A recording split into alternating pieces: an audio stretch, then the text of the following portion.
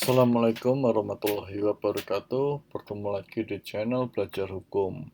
Channel Belajar Hukum kali ini mau sharing atau sedikit berbagi ya tentang pandangan atau perspektif terkait dengan hukum tenaga kerjaan maupun terkait dengan hukum bisnis ya atau mungkin praktek bisnis yang selama ini kami pernah lakukan. Nah, ini kenapa kami kaitkan dengan tema PHK karena perusahaan melakukan efisiensi, karena kami melihat bahwa ada beberapa hal yang mungkin sebenarnya tidak terlalu relevan terkait dengan aturan ini.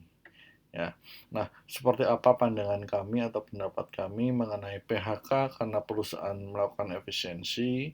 Nah, kita akan lihat ya, kita masuk ke materi saja secara langsung. Nah, yang pertama kalau kita ngomong tentang PHK karena alasan efisiensi, eh, dasar hukumnya pasti kita lihat dari Undang-Undang Nomor 13 Tahun 2003 sebagaimana diubah Undang-Undang Nomor 11 Tahun 2020. Nah, kemudian ada juga di PP 35 tahun 2021 seperti itu. Nah, jadi aturan mainnya sebenarnya terkait dengan hukum tenaga kerjaan, terkait dengan PHK seperti itu. Nah, tapi sebelum masuk ke materi atau aturan hukumnya terkait PHK mengenai efisiensi, kita ngomong tentang efisiensi itu terlebih dahulu. Nah, efisiensi atau definisi efisiensi menurut KBBI ini saya cari ya di website KBBI atau Anda bisa googling juga. Yang pertama diartikan sebagai ketepatan cara usaha kerja dalam menjalankan sesuatu dalam kurung dengan tidak membuang waktu, tenaga, biaya, kedaya gunaan, ketepat gunaan, kesanggilan. Definisi yang kedua adalah, definisi yang kedua adalah kemampuan menjalankan tugas dengan baik dan tepat dengan tidak membuang waktu, tenaga, dan biaya. Nah, itu adalah dua definisi efisiensi menurut KBBI. Nah, sekarang kita lihat ya pengalaman kami secara best practice. Pada umumnya setiap usaha itu yang didirikan atau dilakukan pasti melakukan efisiensi setiap saat. Pasti. Nah, kenapa? Karena ketika perusahaan itu melakukan efisiensi, itu tujuannya untuk perusahaan itu bisa semakin produktif dan semakin efektif. Ya, entah itu dari sisi teknologinya, entah itu dari sisi birokrasi, atau entah itu dari sisi SDM-nya. Nah, artinya efisiensi itu bukanlah sesuatu yang negatif, ya, bukanlah sesuatu yang harus selalu dikaitkan dengan PHK itu menurut kami. Efisiensi itu sesuatu yang baik, sesuatu yang memang semua perusahaan itu melakukan. Nah, cuman saya tidak tahu kenapa efisiensi ini dikaitkan dengan PHK pada aturan ketenagakerjaan. Itu yang menurut saya tidak pas. Nah, kenapa? Ya tadi, karena di mana-mana perusahaan itu secara normatif, secara kodrati selalu melakukan efisiensi. Ketika Anda adalah seorang manajer atau Anda seorang business owner, Anda running suatu perusahaan apapun itu, entah itu skala kecil, skala rumahan, atau mungkin sampai skala internasional, efisiensi selalu dilakukan. Dan efisiensi itu ya itu lumrah gitu, bukan sesuatu yang harus di perspektifkan negatif seperti PHK dan sebagainya. Nah, maka itu kami bilang terminologi efisiensi saat ini tidak nyambung sebenarnya dengan terminologi efisiensi dalam bisnis. Dalam konteks PHK itu terminologi efisiensi itu tidak terlalu nyambung. Itu pendapat kami ya. Karena tadi di mana-mana kalau Anda tanya, Anda punya teman pengusaha atau Anda punya teman uh, manajer, itu efisiensi setiap tahun dilakukan. Tetapi tidak serta-merta itu harus dikaitkan dengan PHK. Nah, itu yang menurut kami wording efisiensi ini nggak nyambung. Nah, kita lihat dari aturan mainnya di PP 35 tahun 2021. Nah, itu diatur di pasal 43 PP 35 tahun 2021. Yang pertama, ayat pertama ya, dia bilang seperti ini.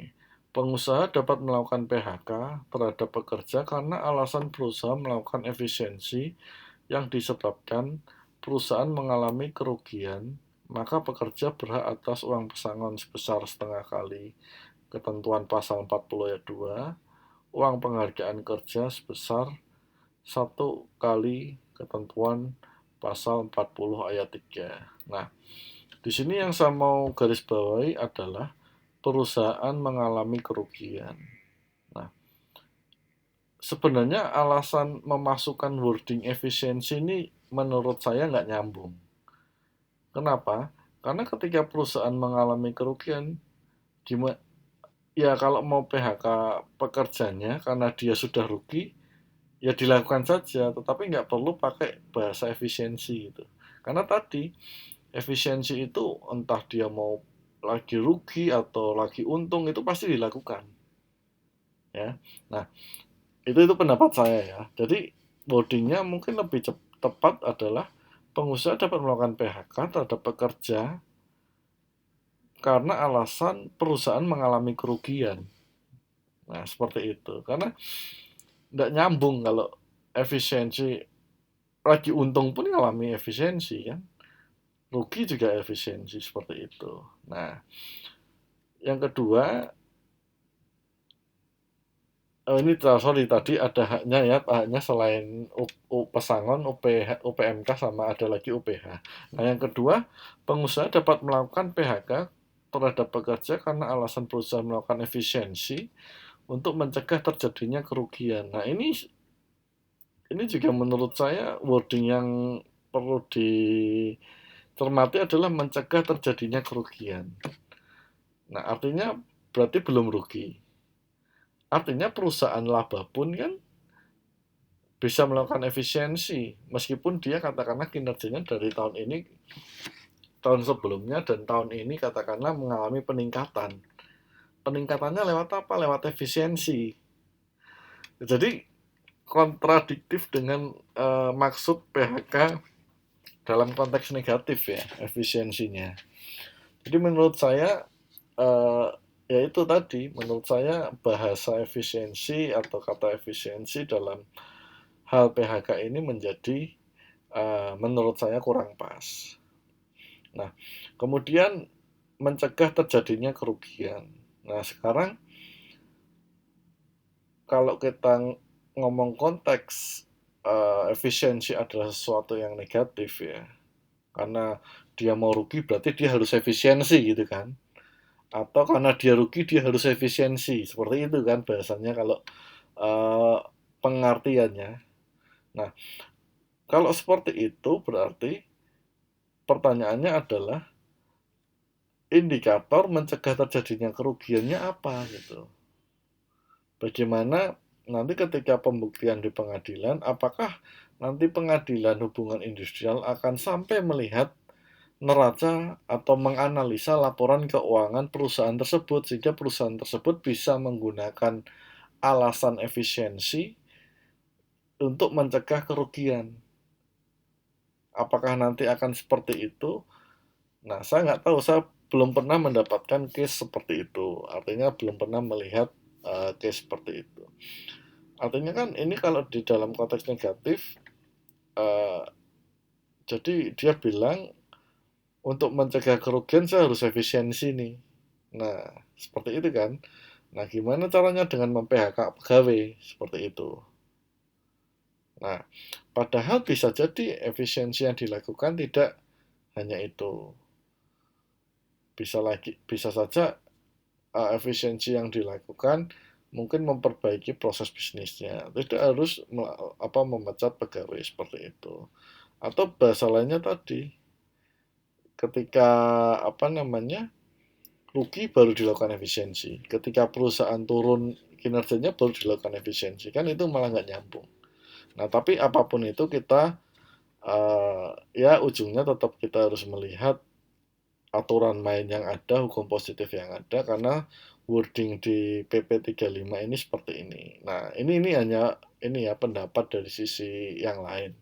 Nah, apakah nanti ketika ada case orang yang di PHK karena efisiensi, perusahaannya melakukan efisiensi sehingga untuk mencegah kerugian dan sebagainya, apakah sampai lari ke analisa laporan keuangan perusahaan, atau apakah perlu sampai melihat analisa struktur organisasinya, apakah sampai melihat analisa bagaimana teknologinya, apakah sampai seperti itu, atau cukup dengan statement bahwa di surat keputusan PHK-nya atau SK pemecatannya adalah karena perusahaan melakukan efisiensi untuk mencegah terjadinya kerugian. Apakah cukup seperti itu?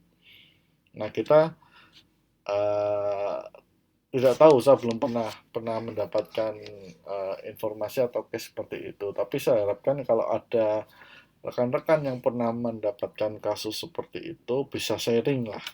Jadi kita juga bisa menambah atau mendapatkan insight atau ilmu. Ya, saya pikir itu yang mau saya sampaikan tentang PHK karena efisiensi menurut pasal 43 PP 35 tahun 2021. Itu tadi adalah pendapat pribadi ya, jadi tidak merepresentasikan apapun. Kemudian juga namanya orang berpendapat tentu boleh dikritik atau boleh disanggah, saya terbuka saja kalau memang ada pendapat lain yang memberikan sudut pandang yang lain, akan sangat bagus karena bisa memperkaya pemahaman kita. Kurang lebihnya saya mohon maaf, video ini hanya untuk tujuan edukasi, tidak untuk kepentingan yang lain. Terima kasih sudah menonton. Assalamualaikum warahmatullahi wabarakatuh.